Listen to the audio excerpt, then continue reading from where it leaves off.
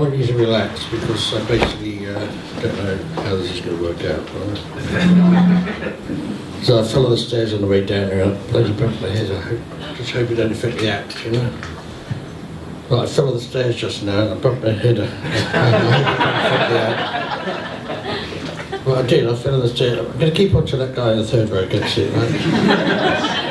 It's very important to have a compare, by the way, because a lot of people don't appreciate what it's like for you as an audience, that you're chatting away and all that, and the music comes down and the lights go up and you start getting all nervous thinking to yourself, oh my God, comedian's coming on in a minute, hope he likes us.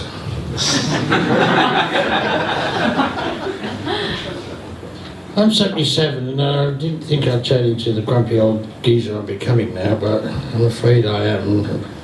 My favourite mode at the moment is the NHS. I've got to accept it's going downhill because I had my 4th prostate examination again last month from the 4th different doctor, and not one of them's found my G-spot.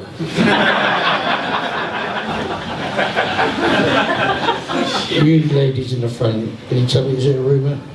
I'm beginning to think so.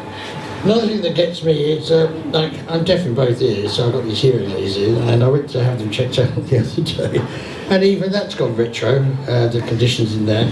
You used to go in and you used to pick up a number, just like you go to Tesco's or something like that, and then you knew where you were in the queue. But because of the shortage of staff and all that, what's happened now is they've gone backwards.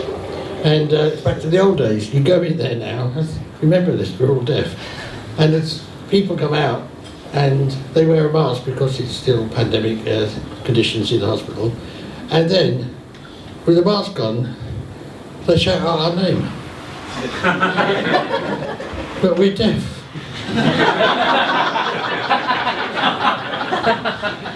And we can't read their lips because they've got the mask on.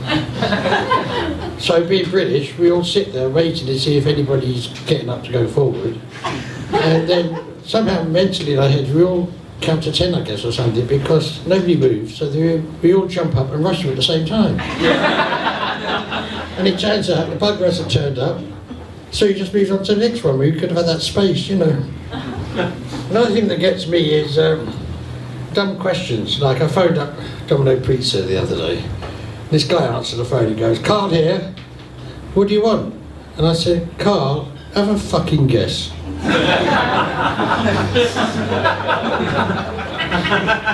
It's like when you're indoors, isn't it? Somebody knocks on the door, you know, kind of thing, and you both look at each other, don't you? And you always say the same thing to each other. Who's that? You don't know, do you? Because you haven't gone to the door yet.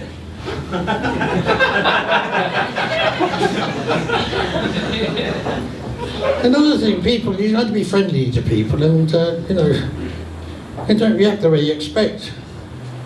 Last week I was walking down the road and this guy was coming towards me on a long pole on his shoulder. And as he came towards me, I just said, being friendly, I said, "You pole vaulter?" He said, "No, German, but how do you know my name?"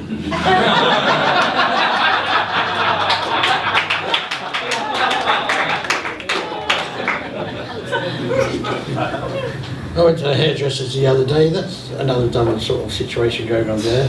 I walk in and there's this young girl there, well, I say young, basically fetus.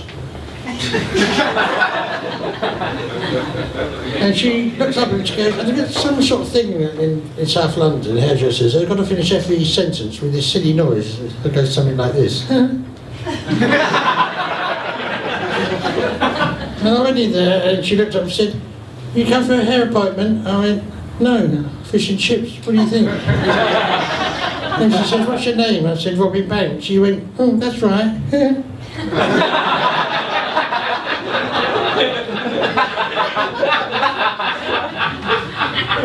she said, "Your 3:30 appointment, isn't it?" I said, "Yeah." She said, "Oh, you're here on time?" I said, "Yeah, because I made the appointment." So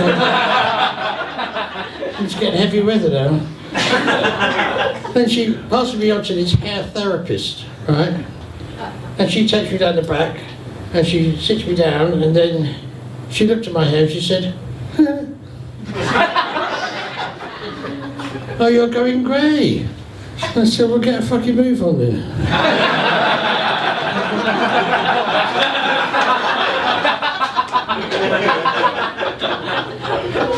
Comedians sometimes say anyway when they're talking, and that anyway, like in most conversations, mean that you can't think of anything else to say to these people. So anyway.